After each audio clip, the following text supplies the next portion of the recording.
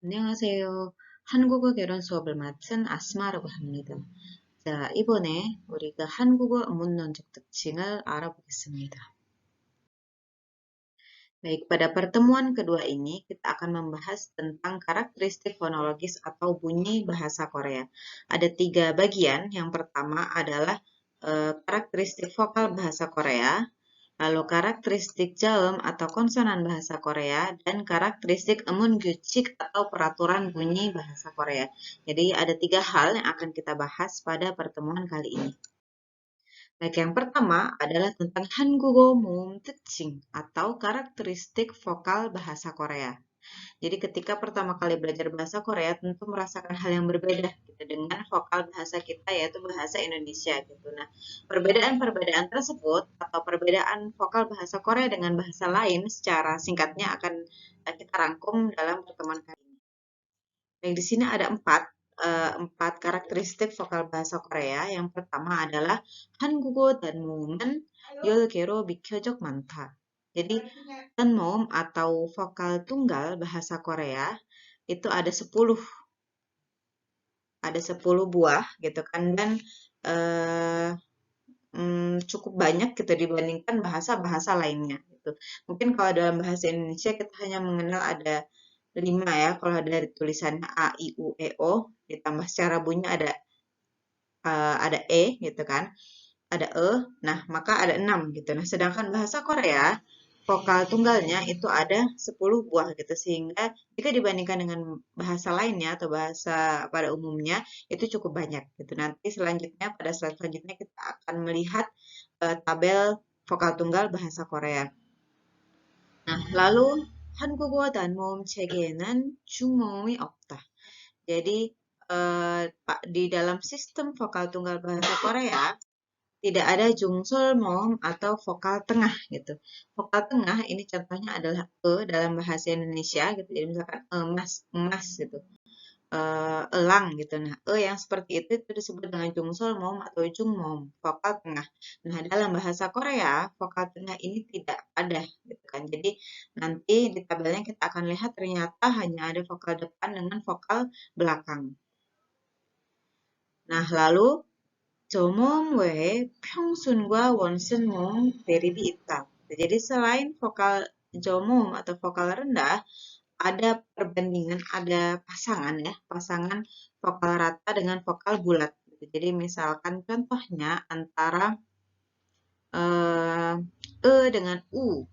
Itu vokal rata, U itu vokal bulatnya gitu. Itu sama-sama vokal atas, sama-sama vokal belakang, dan yang membedakan hanyalah bulat atau tidak bulatnya gitu. Nah, jadi dalam bahasa Korea yang tidak ada hanyalah vokal rendah. Jadi hanya ada pyongsun mom atau vokal ratanya. Ini yang terakhir gitu kan. 현대 한국어 단모음과 장모음 대립이 종종 있다. Jadi di sini ada sedikit perbedaan ya, istilah danmoum yang ini istilah satu ya, ini istilah satu. Yang ini adalah istilah yang kedua. Danmoum yang di sini itu pendek artinya. Kalau yang dan yang atas ini tunggal ya gitu kan. Jadi yang terakhir ini danmoum itu maksudnya adalah vokal pendek. Jangmum itu vokal panjang. Jadi ada kalanya, mungkin kalau kita bagi yang di sini yang belajar tajwid ya bahasa Arab, kan kadang ada yang dia 2 harokat, 6 harokat gitu. Jadi ketika suatu bunyi itu berbeda panjangnya, maka maknanya juga berbeda gitu. Nah, dalam bahasa Korea ada sedikit jungjung ita. Jadi ada beberapa pasangan bunyi yang dia tuh vokal panjang dengan vokal pendek. Contoh katanya adalah bam dengan bam. Bedanya sangat sedikit ya, tidak sejelas bahasa Arab mungkin gitu kan, tetapi ada bam, bam gitu. Nah, bam yang ini artinya malam, ini satu ini artinya malam, bam yang kedua ini artinya chestnut gitu kan, jadi yang jenis kacang itu. Jadi ada sedikit beberapa perbedaan. Contohnya lagi adalah nun dengan nun. Nun mata dengan nun salju itu dia ada sedikit perbedaan, meskipun ketika terutama bahasa Korea standar, bahasa Korea Seoul, panjang pendeknya itu hampir tidak terasa. Berbeda dengan di Saturi itu biasanya lebih terasa perbedaan vokal panjang dengan vokal pendeknya gitu. Nah, jadi ini adalah beberapa ciri khas vokal bahasa Korea gitu kan. Jadi ada 4 ya gitu kan. Nah, di sini memang tidak dibahas tentang ijungmum atau vokal vokal rangkap gitu. Jadi contohnya seperti W, terus ya, yu, yo itu termasuk dalam vokal rangkap dalam bahasa Korea gitu kan. Jadi kategori W, W dengan kategori Y, Y gitu kan itu termasuk dalam vokal rangkap bahasa Korea. Jadi ketika digabungkan dan mom dengan ijung mom itu cukup banyak jumlahnya gitu. Jadi wajar ketika pertama kali kita belajar bahasa Korea vokalnya merasa kenapa vokalnya itu terlalu banyak gitu kan. Apalagi ada beberapa vokal yang itu bunyinya mirip-mirip serupa seperti itu. Karena memang dalam bahasa Korea kategori W dengan Y itu dimasukkan ke dalam vokal. Meskipun sebenarnya karakteristiknya semivokal ya, gitu. Sedangkan dalam bahasa Indonesia kita menganggapnya itu konsonan gitu. Meskipun sama sebenarnya kedua-duanya adalah semivokal.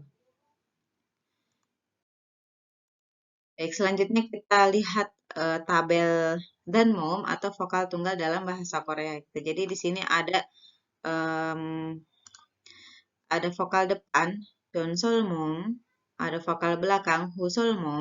Jadi di sini yang tengah ini dia tidak ada, jungsolmum itu tidak ada. Jadi hanya bagi depan belakang. Jadi bagian lidah yang dikenai langit-langit itu hanya bagian depan dan belakang gitu. Nah, jonsolmum dengan husolmum itu dibagi lagi menjadi pyongsunmum atau vokal rata dengan wonsunmum atau vokal bulat. Gitu. Nah, sedangkan untuk kategori tinggi rendahnya lidah ini dilihat dari seberapa besar mulut kita membuka. Ada tinggi, sedang, rendah. Semakin ke bawah, semakin lebar gitu mulut kita membukanya. Gitu. Nah, dalam bahasa Korea di sini ada vokal tinggi I dengan wi. I dengan wi, ini yang satu rata I. Jadi kalau kita ngomong I kan mulut kita tidak membulat. Sedangkan ketika kita bilang wi, itu eh, sempat membulat bibir kita gitu. Lalu vokal E dengan W gitu kan. Jadi sama-sama gitu. Hanya yang satu itu bulat gitu. Nah, sama juga dengan vokal belakang itu E dengan U, O dengan U gitu. Itu sama-sama pasangan vokal rata dengan vokal bulat. Yang tidak ada hanya ini. E itu tidak ada pasangan vokal bulatnya dalam bahasa Korea. A itu juga tidak ada pasangan vokal bulatnya dalam bahasa Korea. Mungkin di sini yang menjadi perhatian adalah vokal E sedang dengan vokal E rendah. Dalam bahasa Korea yang sekarang memang ini E itu lebih rendah posisinya gitu, sedikit lebih rendah daripada E gitu kan, yang OI ini. Tapi ketika dalam pengucapan sehari-hari itu hampir tidak ada bedanya gitu kan. Jadi bisa jadi ke depannya gitu kan akan ada kebingungan gitu terkait dua bunyi ini. Tulisannya berbeda tapi bunyinya sama gitu. Jadi sebenarnya bunyi dalam bahasa Korea tuh yang atas jungmom dengan jomom itu sama atau tidak gitu. Mungkin bisa jadi ke depannya ini menjadi satu vokal gitu. Jadi ada pergeseran vokal. Pergeseran vokal ini merupakan hal yang wajar sebenarnya dalam suatu bahasa. Dalam bahasa Korea juga mulai dari bahasa Korea kuno sampai yang sekarang itu terdapat pergeseran vokal. Dan bukan tidak mungkin 100 tahun lagi itu akan ada pergeseran yang cukup jelas gitu kan antara bunyi-bunyi vokal dalam bahasa Korea. Nih. Baik, selanjutnya kita akan membahas tentang Hangugo Jaum Tukjing atau karakteristik konsonan bahasa Korea. Jadi kalau tadi sudah vokal, nah sekarang kita akan membahas tentang konsonan. Sebenarnya karakteristik konsonan bahasa Korea itu terangkum dalam tabel ini. Jadi di tabel ini itu sudah terangkum sebenarnya bahasa Korea itu seperti apa sih gitu.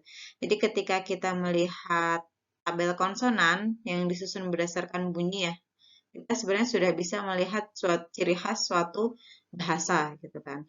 Jadi bukan hanya A, B, C, D-nya, urutan A, B, C, atau dalam bahasa Korea itu ganadara, tetapi kalau disusun gitu kan, ternyata oh ini bunyi ini bunyi ini bunyi ini gitu. Ada karakteristiknya tersendiri gitu. Nah, di sini Jom Wici mulai dari bibir, gitu kan, yang ke sini sampai ke bagian mulut paling belakang yaitu Song Monem atau glotal masuk ke tenggorokan gitu kan. Sedangkan Jom Bang Bob gitu cara pelafalan gitu kan ada Jangem, ada Gung Myongem. Gung Myongem ini intinya masih ada udara yang keluar. Berbeda dengan Jangem itu benar-benar tertutup. Nah, untuk Jangem sendiri ada Payorem, Macarem, Pacarem. Seluruh bahasa itu rata-rata dibagi seperti ini. Payorem, Macarem, Pacarem, ada Biem, Yuem, dan Banmum. Seluruh bahasa itu rata-rata dibagi seperti ini. Yang membedakan antara satu bahasa dengan bahasa yang lainnya adalah bagian ini. Dalam bahasa Korea, pembedanya adalah adanya klasifikasi Pyongeum, Gyeongeum, Yugyeom atau Gyeokgeum.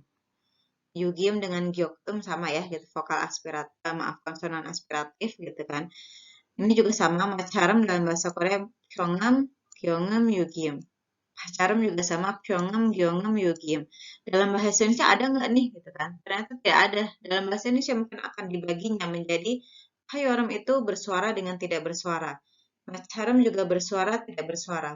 Pacarum juga bersuara tidak bersuara. Jadi bagian ini yang saya bulatkan ini adalah pembeda dari bahasa satu dengan bahasa yang lainnya seperti itu. Jadi kalau mau lihat bedanya di mana dari sininya ya. Gitu. Kalau kita melihat sistem konsonan suatu bahasa.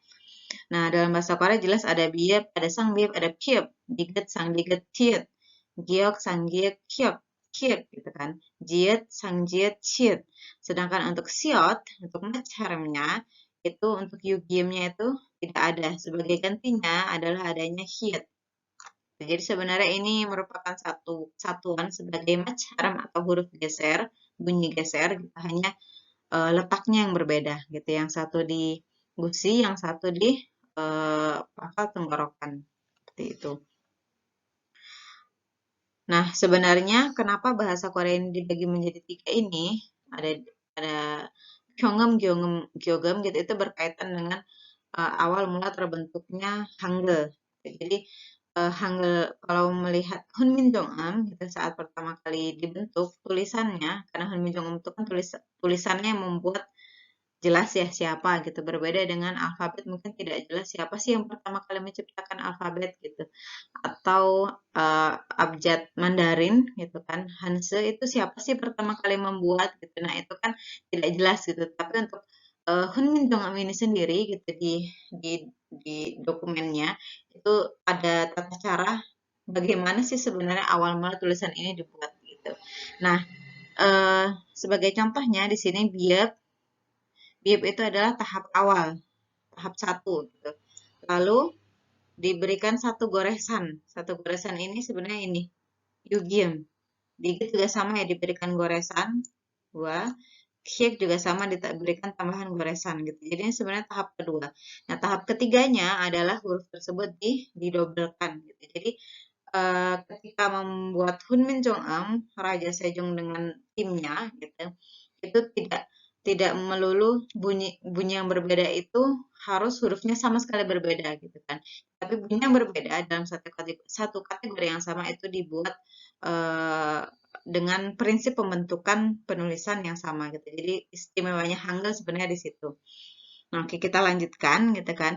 Nah, lalu di sini eh untuk payoremnya sendiri gitu kan, itu ada satu, dua, tiga, gitu kan, tiga pasang ya, gitu kan, tiga pasang, gitu kan, tiga pasang huruf payorem, ada biep, ada diget, ada giok, gitu kan.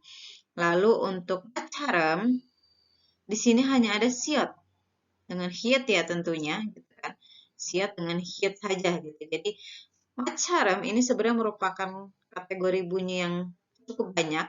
Jadi bukan hanya siat saja, ada Z, ada F, ada V, ada T, gitu kan, ada bukan ya, maaf, Z dan segala macamnya itu tadi yang saya sebutkan. Jadi Pacarem itu sebenarnya kategorinya banyak. Gitu.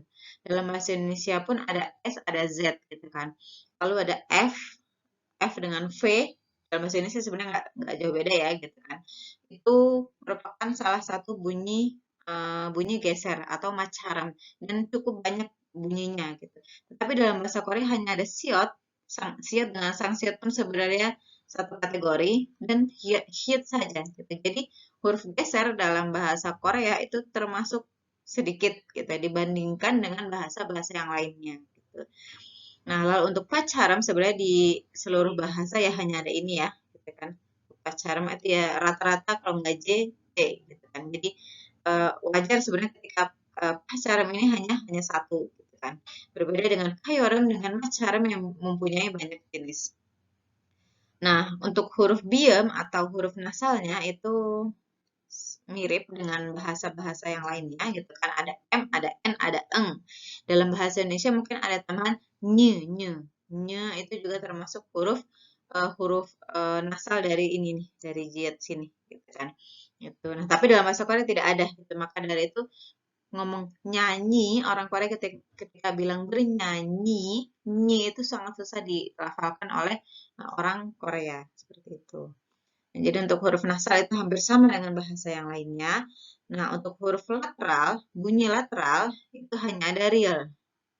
Jadi perwujudannya hanya ada real saja gitu. Yang mana real ini dia bunyi dasarnya itu adalah L dan punya variasi dibaca menjadi R gitu kan. Contohnya arirang gitu kan, haraboji gitu. Nah, itu menjadi menjadi R gitu kan.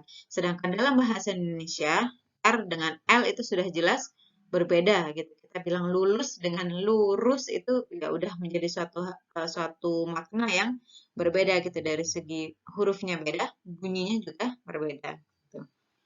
Kalau untuk banmum sama ya gitu dengan bahasa yang lainnya. Nah, di sini ini tadi juga sudah dibahas sebenarnya gitu. Jadi kalau dirangkum gitu karena karakteristik konsonan bahasa Korea adalah pyongum, gyongum, gyogum, gyeori, ah, gitu. Jadi ada kategori pyongum, gyongum dengan gyogum. Lalu karakteristik yang kedua ta onoi biheso macharami joktai. Jadi dibandingkan bahasa yang lainnya, bunyi geser, macaram atau frikatif itu sedikit, hanya ada siot dengan hit. Lalu yuemen deal pakai oktah.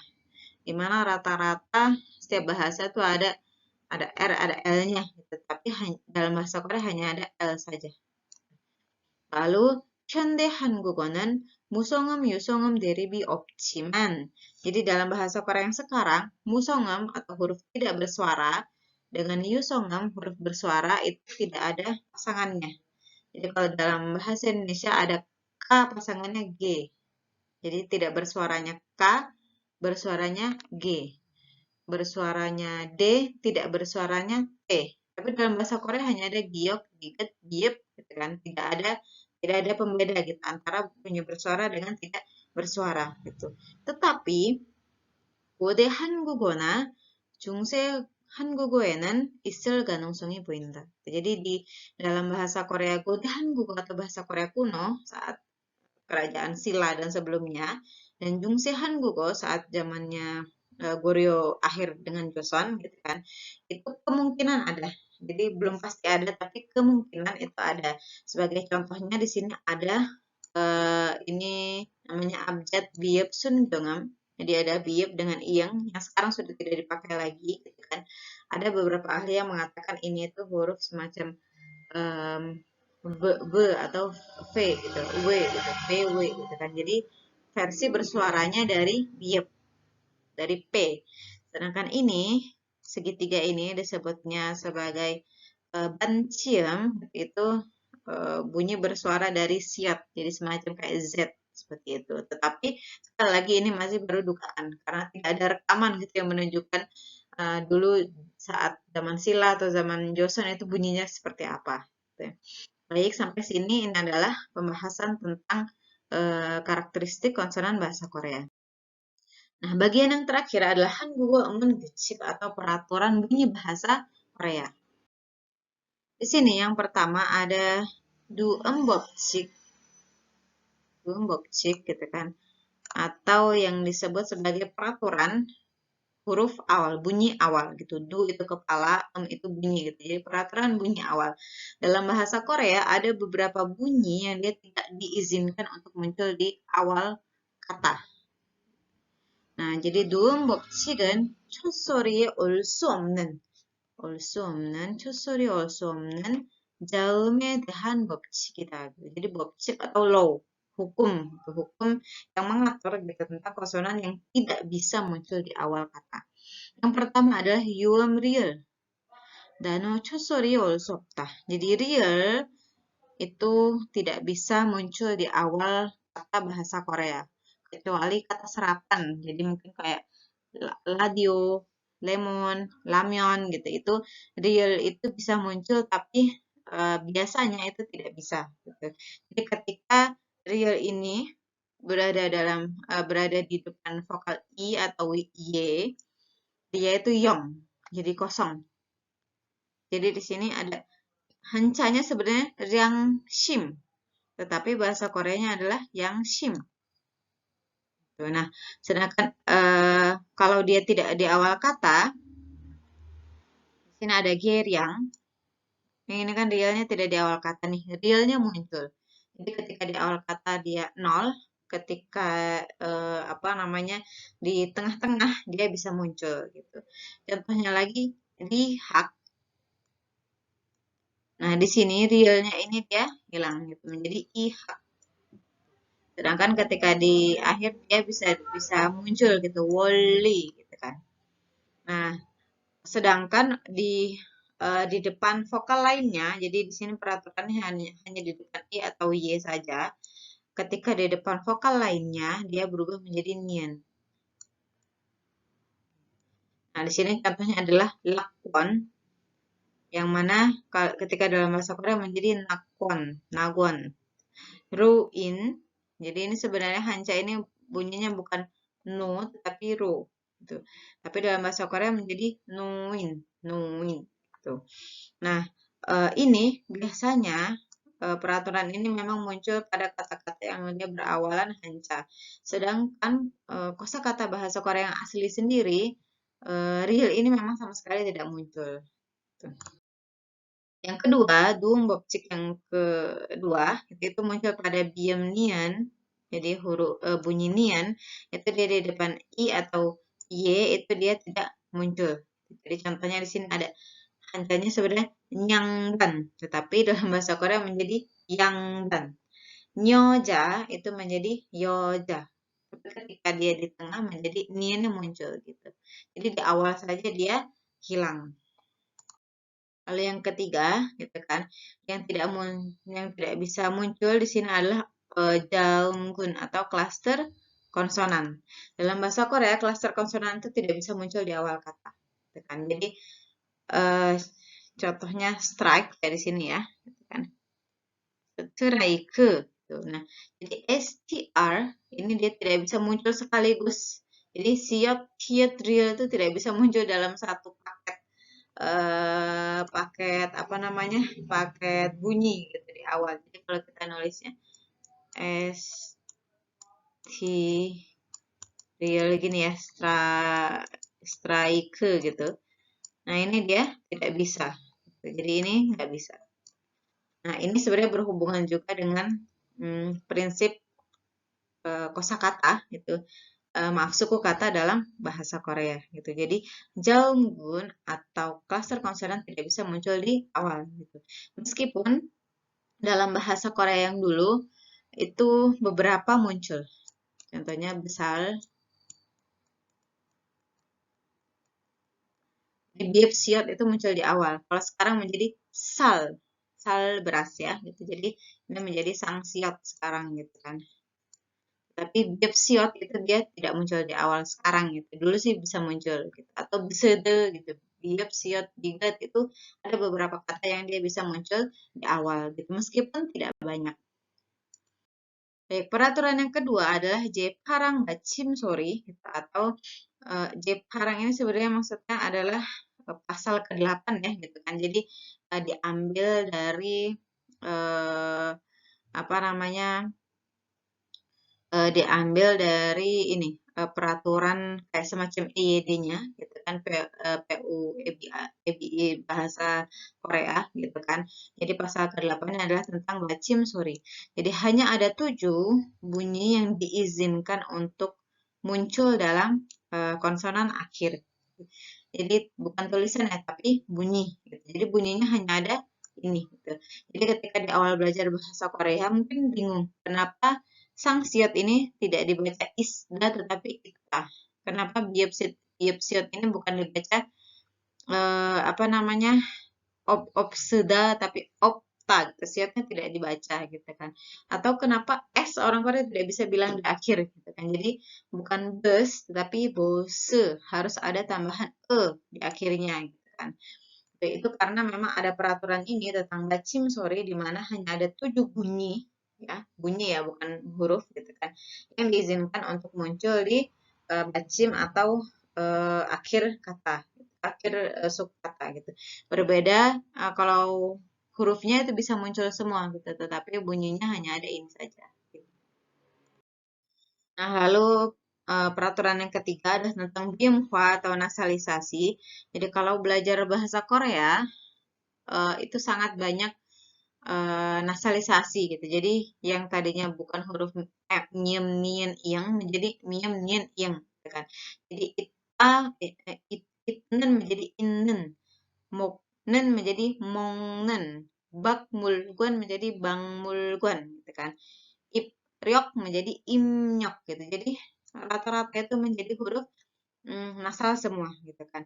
Nah, dalam bahasa Korea, Byunghwa atau nasalisasi ini termasuk peraturan yang paling inti, paling mendasar gitu dan lumayan bisa ketika tidak dilakukan itu dia bisa mempengaruhi sistem konsonan bahasa Korea secara keseluruhan gitu. Jadi rata-rata itu merupakan 필수적 atau wajib. Berbeda mungkin dengan ketika kita bilang nien real itu ada yang wajib ada yang tidak gitu kan atau misalkan eh eh, iyagi menjadi yegi jadi a menjadi y gitu kan eh, agi menjadi egi itu dia eh, tidak wajib gitu bisa pilihan tetapi untuk bimhwa ini semuanya wajib gitu berbeda dengan fortis atau gyeonghwa itu dia ada yang wajib ada yang enggak gitu tapi untuk bimhwa sendiri merupakan 필수적 atau wajib dalam bahasa Korea. Nah, lalu yang terakhir adalah tentang songjo atau intonasi. Jadi dalam bahasa Korea itu sekarang sepertinya tidak ada intonasi gitu kan. Jadi kalau dalam kita belajar bahasa Mandarin itu nanti ada 5 intonasi gitu kan. Belajar bahasa Vietnam itu ada 6 intonasi. Bahasa Thailand juga sama ada intonasinya gitu. Tetapi bahasa Korea itu kita tidak pernah diajarkan tentang oh ini ntar ngomongnya harus naik gitu. Kata ini harus turun gitu. Itu tidak ada karena memang dalam Hyundai Hangugo atau bahasa Korea yang sekarang hanya tersisa di saturi saja. Jadi dalam bahasa Korea yang standar itu hampir tidak ada songjo atau intonasi. Gitu. Sedangkan dalam Godae Hangugo, bahasa Korea kuno, atau Jungse Hangugo, bahasa Korea pertengahan, gitu kan, itu ada songjo atau intonasi. Biasanya itu ditandai dengan titik. Jadi kalau dia tidak ada titik sama sekali, dia merupakan pyongsong atau ya datar aja ngomongnya. Nah, tapi di sini ada titik di bawah itu dia gosong atau gajang nopchunam. Kan jadi naik ketika bilang gitu. Atau ketika titiknya 2 itu merupakan sangsong atau rendah lalu tinggi gitu. Nah, jadi dari rendah ke tinggi gitu kan. Jadi ada peraturan penulisan gitu ketika intonasi ini. Sampai bahasa Korea saat penjajahan Jepang sebenarnya intonasi ini masih masih tersisa sedikit gitu kan. Lama kelamaan itu menghilang dan hanya tersisa di saturi. Jadi wajar ketika mungkin kalian sering mendengar saturi ya, atau dialek dalam bahasa Korea.